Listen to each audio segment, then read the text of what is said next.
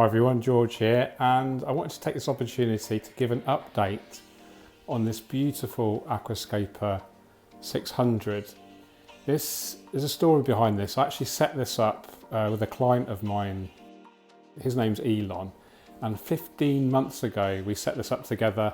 I'll leave a link to the original build video, which was a really good fun video to make. Elon's video enthusiast, filmmaking enthusiast, and obviously so am I. So we did a joint effort, actually, a cinematic special on how we actually created this 15 months ago. And I've just maintained it, and it's looking really nice. It's evolved hugely over that 15 months. And it's just looking really nice. We've upgraded the lighting from the Twin Star to the Kessil A360X, which, as some of you may know, I'm running also on my Aquascaper 600 at home. And I just love this scape. I really like this open area here. This is quite unique. You don't really see kind of almost half and half. Let me know what you think about this in the comments. I'll run through the equipment and I'll run through the plants. So, like I said, we're running the Kessil A360X. This is running half power on half colour. So it's 90 watts. So half power, it's probably using about 45 watts of power, and then half spectrum, so it'd be about 7,500 Kelvin. And one of the great things about this tank, the Aquascaper 600, is its huge footprint. So it's 50 centimetres front to back and 60 centimetres long, so 2 feet by 20 inches front to back, and you can see how much real estate you've got to play with. And this is one of the great things about having a rimless tank, of course. You can have wood coming out the top. You've got some partially emerged moss there. And I've actually removed, as part of the maintenance today, I actually removed a lot of plants. It was very overgrown, if I'm honest. And I think it looks a lot nicer now. There's a lot more kind of open space, a lot more kind of strength in the composition to what it did look like. So let's run through the other equipment. We've got glass outlet and inlet there in the corner. These are attached to some clear hose. And then if we go inside the cabinet, I'm not sure what the lighting will be like in here. You can't really see too well in here, but there we go. We've got the OASE Biomaster 600 Thermo with the quick release pre-filter here, which is running the fine sponges. I've just cleaned them. And the heater here, inbuilt heater, which means we don't have any ugly heater in the tank. Pre-filter takes about 2 minutes to clean, perfect, so you don't have to actually get inside the main body of the filter. Pressurized CO2 there, as you can see, running into the CO2R inline diffuser. I think fertiliser wise, we're dosing about 5 to 10 millilitres of the Aquascaper Complete Liquid Plant Food. And then plant-wise, let's start from the front. We have a mixture of the Hemianthus Cuba with the Starogini repens. There's some Cryptocorini undulatus red. And then behind that, there's some Cryptocorini willisii. And then this really tall crypt at the back, that's Cryptocorini crispitula or Cryptocorini balanci. We have some beautiful Bucophalandras here. Not sure which species of Bucophalandra this is, can't remember which we used. Let me know in the comments if you know.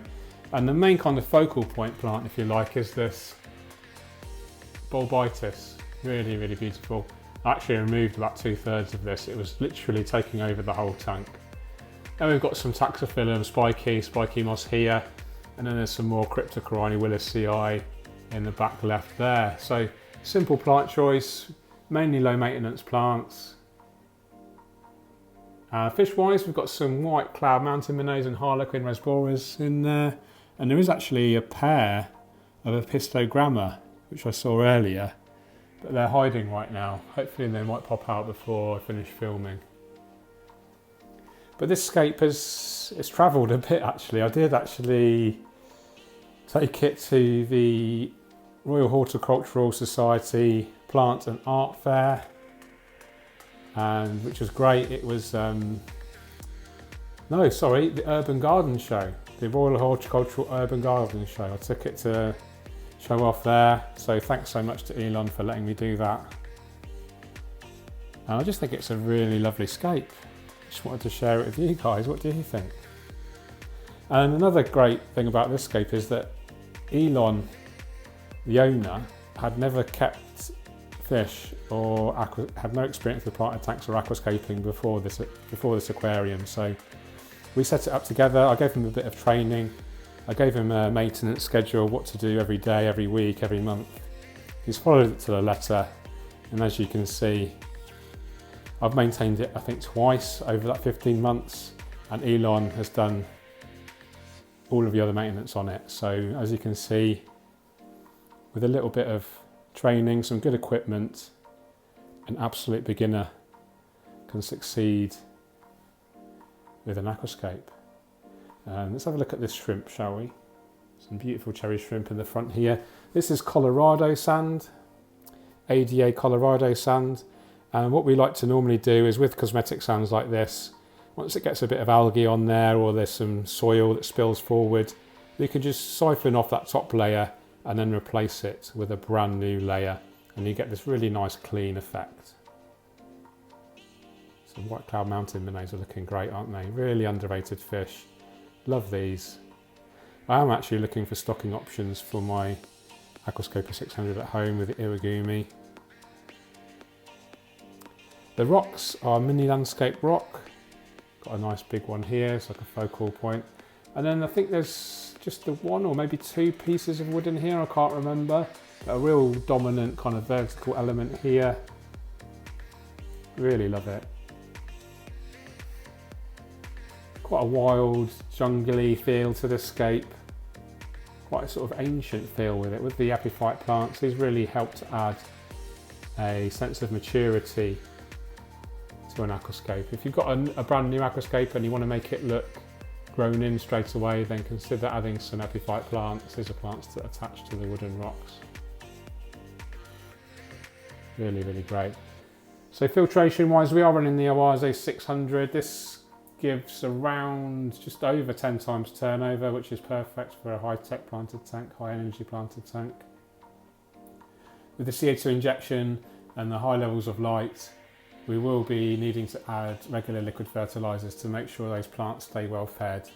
And as hopefully you know by now, if you have really healthy plants, this helps to prevent algae.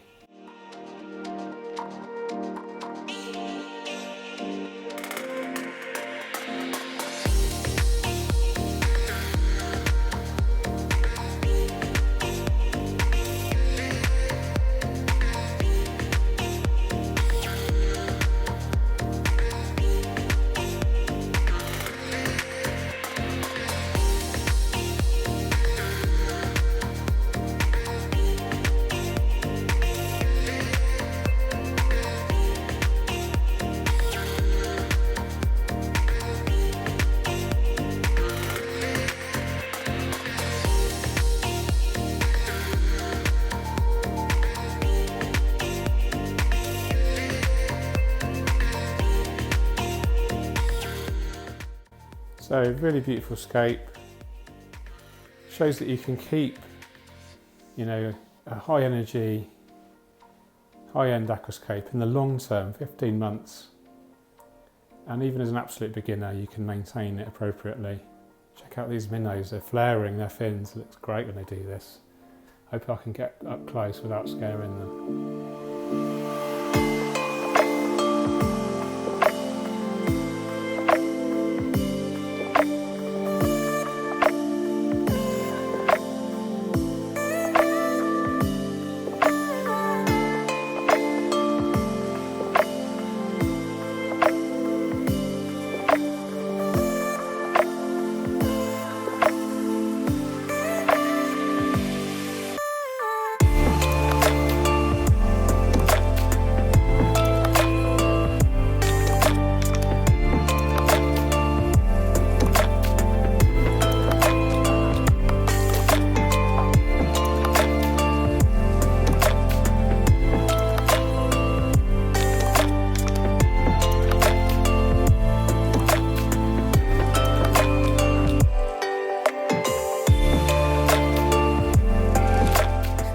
thing about the Kessil is because it's point source, so all of the LEDs are really tightly packed in what we call a matrix, a dense matrix.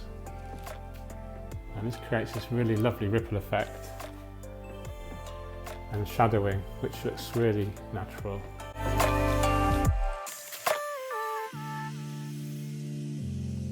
Tempted to rescape my Iwagumi and make it a bit more of a classic Nature Aquarium style like this. Let me know in the comments what you think, guys. Should I grow in my Iwagumi as quick as I can and then rescape it? I'm tempted to do biotopes as well.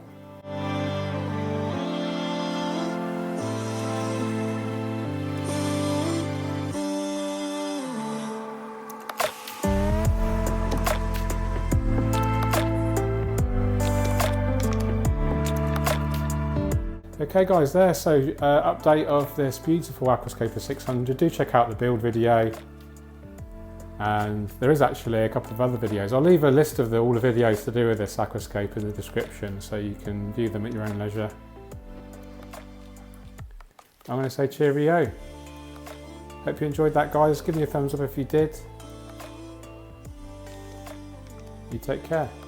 Keep on scaping. Cheerio.